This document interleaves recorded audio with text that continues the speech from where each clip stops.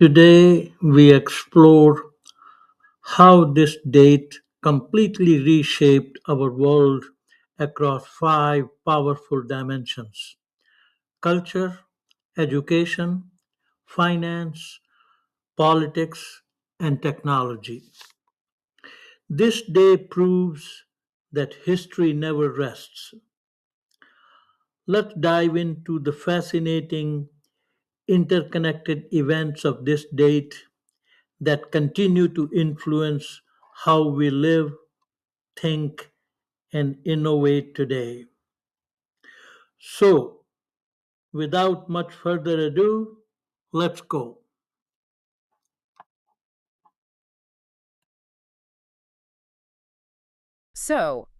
Imagine two exhausted junior officers in a sweltering room. It's 1945, and they are staring at, of all things, a cheap National Geographic wall map. Right. And they're about to casually draw a line in pencil that will, eventually doom millions to a brutal dictatorship. It's just wild to think about. It really is. And then imagine on that exact same day, an emperor is hiding in a bunker thousands of miles away, completely agonizing over a decision to essentially surrender his own godhood. Welcome to August 10th. Yeah, it is honestly staggering when you put it like that. I mean, we are so conditioned to treat time as this linear, orderly progression. Hmm. But it's really more of a tapestry. And when you pull on one specific thread, in this case, that thread is August 10th, you find it woven through some of the most chaotic, pivotal moments in human history. Okay, let's unpack this because that is our exact mission for this deep dive today. We are looking at a massive stack of incredibly diverse sources. I'm talking declassified military intelligence intercepts, historical timelines, cultural blogs, all of it. Yeah, really widespread. Exactly. And we aren't just mining this for random trivia to help you win your next pub quiz. The goal today is to show you how this one specific spot on the calendar has repeatedly served as a crucible for history. Right, and what reveals itself in the source material are these intense repeating patterns. Like you see the explosive release of human struggle, you see desperate bureaucratic compromise, and you see incredibly rapid geopolitical shifts. So let's start with that first one, the explosion of human struggle. Because if there is a theme to the early historical weight of August 10th, it is definitively the violent overthrow of the old world order. Absolutely. We're starting in Paris. The date is August 10th, 1792. Now, I know the French Revolution had already been simmering for a few years at this point, but reading the sources, this day feels completely different. It does. What exactly made this specific day the boiling point? Well, by the summer of 1792, you have this complete political and social gridlock. The king, Louis XVI, is essentially holed up in the Tuileries Palace. Right. And he's technically sharing power with the newly formed Legislative Assembly. But the reality is, nobody trusts anybody. Yeah, the vibes are bad. Very bad. And on top of that, foreign armies are actively threatening to burn Paris to the ground if the king is harmed, which, as you can imagine, absolutely enrages the French public. I mean, yeah, that's not going to calm anyone down. Not at all. So tens of thousands of armed revolutionaries, and this includes the National Guard, and volunteers from places like Marseille, they just descend on the palace. And the King's Defense Force is, it's incredibly small by comparison, right? But drastically outnumbered. He is defended by about 900 Swiss guards, along with, a handful of courtiers and palace staff. Wow. Yeah. And the revolutionaries are outside, Yeah. and they aren't asking for reforms anymore. They're demanding the absolute end of the monarchy. And the real tragedy here is just the sheer preventable chaos of it all.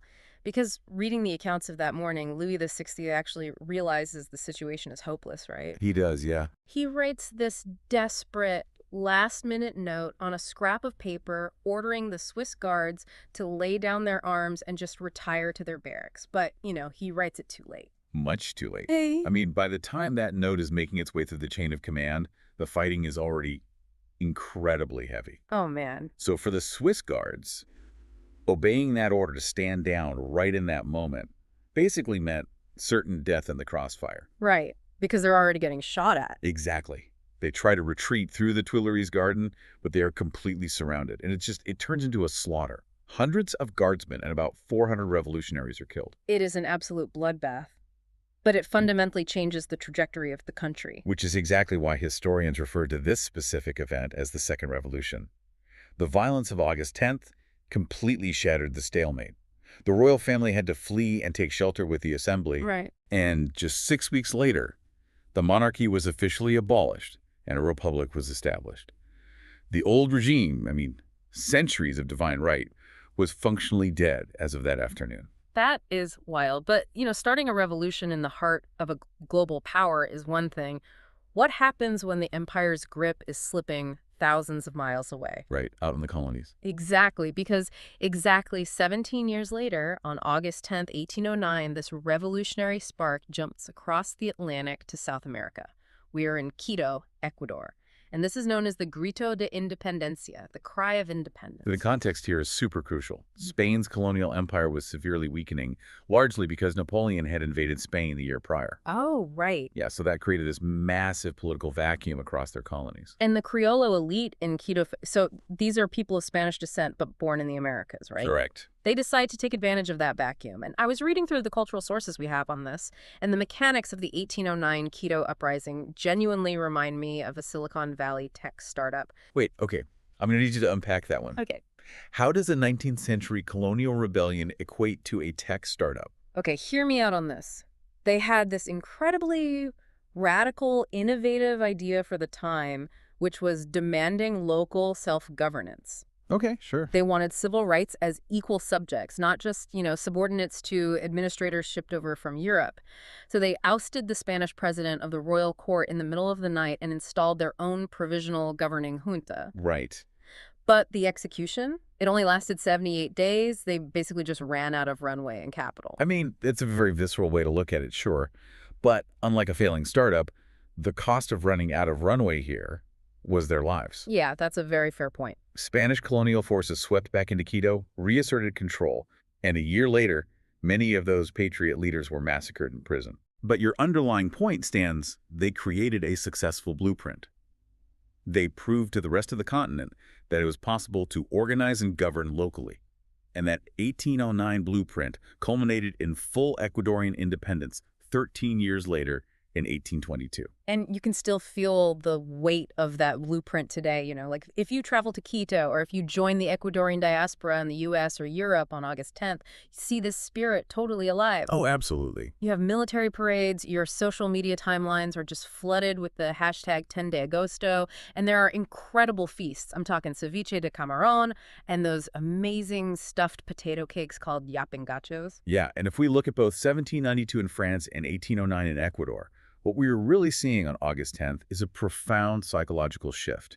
It's the transition from viewing oneself as a passive subject of a crown to an active citizen demanding sovereignty. But achieving independence is sort of the easy part, right? The real danger comes the morning after the revolution when you suddenly have to, Governor, the messy part. Exactly. And that usually means drawing lines and making desperate, often flawed compromises.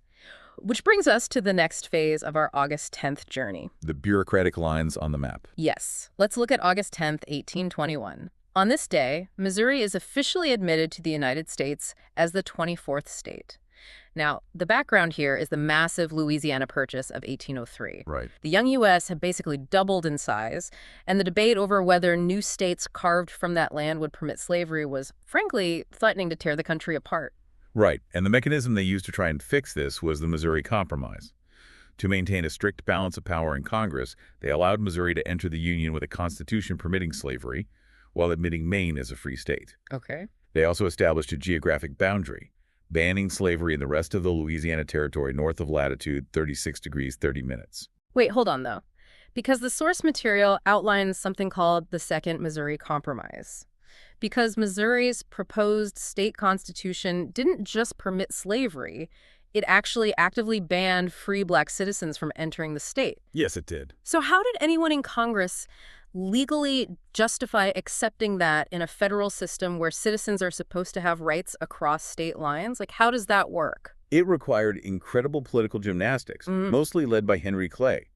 Clay engineered this resolution demanding that the Missouri legislature promise never to pass any laws that discriminated against citizens of other states. Just a promise. Yeah, it was a totally cynical legal loophole just to get the paperwork signed. And Missouri lawmakers only agreed to it using completely sarcastic and defiant language in their public act.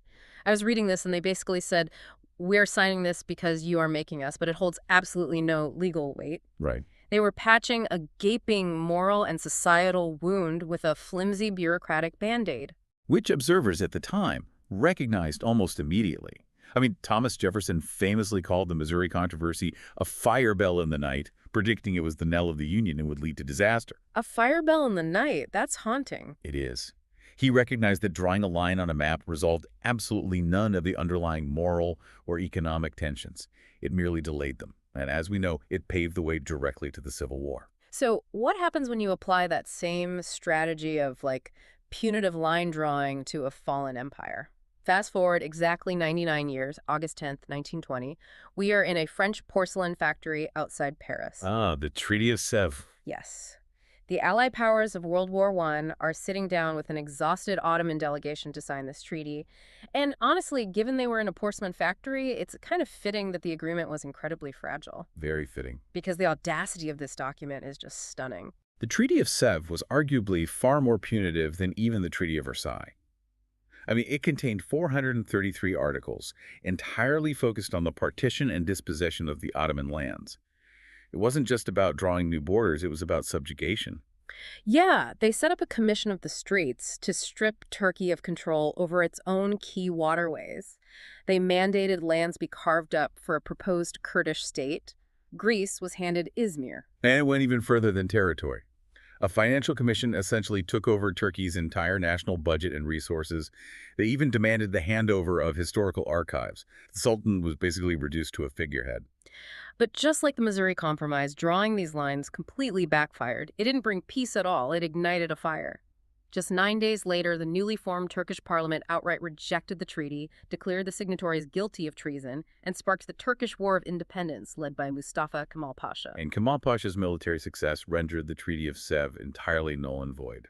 But the psychological scar of August 10th, 1920 really remains. Oh. Well, it birthed what political scientists call the Sèvres syndrome. It's this deep-seated, enduring wariness in Turkey regarding European double standards and external interference. The borders drawn that day were erased, but, the memory of the pen remains. Wow. Okay, so if 1821 and 1920 were about politicians attempting to draw lines in peacetime, August 10th, 1945, is the ultimate example of bureaucrats frantically drawing lines while the world is literally on fire. The closing days of the Second World War. Yes, and the sheer density of world-altering events happening on this single day is mind-boggling. I know August 10th, 1945 falls right between the two atomic bombings, but what was actually happening behind closed doors on that specific day? Two massive things happened simultaneously. First, the U.S. Army Air Forces published their first full, top-secret report on the bombing of Hiroshima, conservatively estimating 100,000 dead. Unbelievable. At the exact same time, the Japanese cabinet is locked in a bitter existential stalemate. You had Prime Minister Suzuki pushing for peace, recognizing that the atomic bombs and the sudden Soviet declaration of war just meant the end. Right, the writing was on the wall. Exactly. But on the other side, War Minister Anami and military hardliners were willing to fight a final apocalyptic battle on the homeland. But the U.S. intercepts a surrender offer from Japan on this very day. How exactly are they getting this internal cabinet information so quickly in 1945? Like, before the internet? Through an Allied cryptanalysis project codenamed MAGIC. American intelligence had actually successfully broken the Japanese diplomatic ciphers. Oh, wow. Yeah, they were literally reading the communications between Tokyo and their embassies in real time. So the U.S. knew Japan was willing to surrender, but with one major sticking condition. Which was? The Allies could not demand anything that prejudiced the prerogatives of the emperor as a sovereign ruler. They wanted to protect Emperor Hirohito's godlike status. Precisely. And the U.S. response, which was drafted by Secretary of State James Burns, is fascinating because it's intentionally ambiguous. It doesn't outright reject the emperor, but it states his authority will be subject to the supreme commander of the Allied powers. And that phrasing was a risky masterstroke. It was just soft enough to allow Emperor Hirohito, who, by the way, was sheltering in a bunker under the imperial palace, to step in and break the cabinet deadlock. Right. He issued what they called the Sacred Judgment and accepted the terms, despite a violent coup attempt by junior military officers that very night to try and steal the recording of his surrender broadcast. But here is where history gets incredibly weird. because on the exact same day, August 10th, 1945, while the globe holds its breath waiting for Japan to officially surrender, another line is being drawn. The Korea decision. Yes. Two young U.S. military officers, Dean Rusk and Charles Bonesteel, are looking at a National Geographic map in the Pentagon, trying to figure out how to divide the post-war occupation of the Korean Peninsula between U.S. and Soviet forces. And they were given roughly 30 minutes to figure it out. 30 minutes. But why did they choose the 78th parallel? Out of all the places to draw a line across a country with thousands of years of unified history, why there? Honestly, pure geopolitical convenience. They were looking at this small wall map, and they noticed the 38th parallel placed the capital city, Seoul, in the southern half, which would be the U.S. occupation zone. It was only intended to be a temporary administrative divide to process Japanese surrenders. But the mistrust of the emerging Cold War froze that line in pencil into concrete. It did. The U.S. hands control of the south to Syngman Rhee, and the Soviets install Kim Il-sung in the north. That single line, drawn in a rush, directly leads to the devastating Korean War in 1950. And it leads to the creation of the North Korean state, which completely isolated itself and instituted the Songbun system. Yeah, and for those who might not know, Songbun is a rigid, loyalty-based caste system. It dictates where citizens can live, where they can work, and go to school based entirely on their family's perceived loyalty to the regime. It's horrific. It is staggering to think about. An administrative line drawn in passing created one of the most heavily fortified, permanent, and tragic divides in modern human history. It really highlights how incredibly fragile history is. Decisions made in 30 minutes by exhausted officers can lock generations into conflict. It is so heavy. Centuries of wars, massacres, and fraught borders, all anchored to this one day. We need a palate cleanser. I think a moment to breathe is definitely in order. Yes, because as much as August 10th is about these heavy geopolitical shifts, the sources also show it delivered some massive cultural and educational milestones. That's true. For instance, on August 10th, 1846, the Smithsonian Institution was officially created. But the mechanism of how it was funded is totally bizarre. Oh, it all stems from a man named James Smithson. Right. A British scientist who had never even set foot in the United States. He leaves his massive fortune to his nephew, but puts a quirk in his will. Yep. If the nephew dies without an heir, the entire fortune goes to the United States to found an establishment for the increase and diffusion of knowledge. It's just so random. Exactly. And then the nephew dies, and suddenly the U.S. government receives over 100,000 gold sovereigns shipped across the Atlantic. It's a wonderful example of how one strange personal decision can create a globally recognized institution. It really is. And then, jumping ahead to August 10th, 1939, The Wizard of Oz has its world premiere. The definitive Hollywood classic. But here is the catch. It did not premiere in Hollywood or New York. The grand world premiere of The Wizard of Oz was in Green Bay, Wisconsin. Like, how does that make any sense? Well, it was actually a very specific strategy. Studios would often test their major expensive releases in smaller heartland markets. Oh, to test the waters. Yeah, exactly. They wanted to gauge the reaction of everyday audiences before rolling the film out to the cynical coastal critics 2 weeks later. Yeah. If it played well in Wisconsin, they knew they had a hit. It serves as a great reminder that monumental, world-changing things, whether it's a cinematic masterpiece or a political revolution, often start in the most unexpected places. And often for incredibly practical reasons, too. So, bringing it all together, what does this deep dive actually teach us? I mean, we started on the bloody, chaotic stairs of the Tuileries Palace in 1792. We traveled to the vibrant, rebellious streets of Quito in 1809. We navigated the sarcastic, doomed compromises of Missouri in 1821 and the punitive, rejected partitions of the Ottoman Empire in 1920. And we stood in the sleep-deprived, panicked hours of 1945, watching the atomic age dawn when the 38th parallel was drawn on a cheap map. It's a lot, and I think the overarching lesson of August 10th seems to be a framework for viewing power. You know, you can draw lines on a map, but you cannot draw lines on human psychology. Right. Bureaucratic solutions to deep moral or societal problems, whether it's the Missouri Compromise or a 30-minute decision to divide Korea, they inevitably fail. Yeah. So when you look at your calendar, you are looking at dates overflowing with compressed human drama. The borders you live within right now, the geopolitical tensions you read about in the news today, they were often forged in the panic hours of days just like this one. This raises an important final question, though, because we've been entirely focused on the modern era. But our sources note that August 10th hasn't just been ending modern empires. It has been doing it since antiquity. Wait, really? Yeah. On August 10th, 30 BC, though, to be fair, some scholars argue for the 12th temper. Cleopatra died by suicide, Wow. and in doing so, she handed Egypt over to Octavian and the Roman Empire, fundamentally altering the ancient world. So I would invite you to ponder, with a date this heavy carrying this much historical gravity, what unseen forces might be converging on the next August 10th. What a haunting thought to leave off on. Thank you so much for joining us on this deep dive. Until next time, keep looking a little closer at your calendar.